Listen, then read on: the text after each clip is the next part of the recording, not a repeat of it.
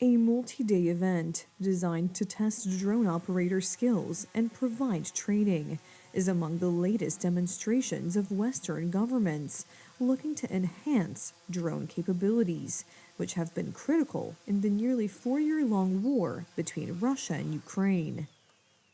This mission, which involved mannequins and simulated strikes, was part of the first ever U.S. Army Europe and Africa Best Drone Warfighter competition at Grafenwöhr training area in Germany, the U.S. Army's largest permanent training area overseas.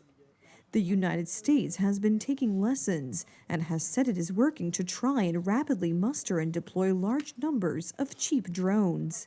The U.S. Army, the biggest branch of the U.S. military, is now aiming to buy at least 1 million drones in the next 2 to 3 years.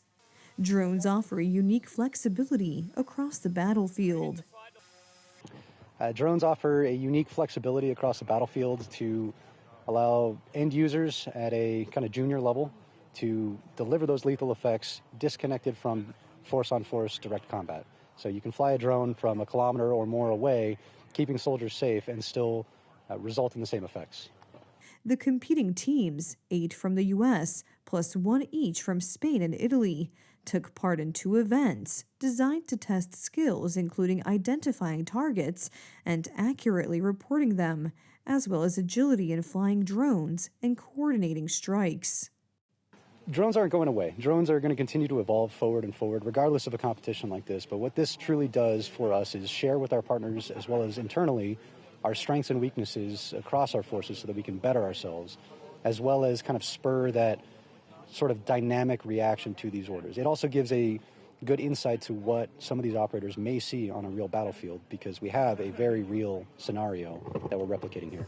One of the events was the one conducted in an urban-type environment, in which teams dispatched a U.S.-made Skydio X-10 reconnaissance drone to identify a target, and then launched a first-person view FPV drone to strike within a fixed time.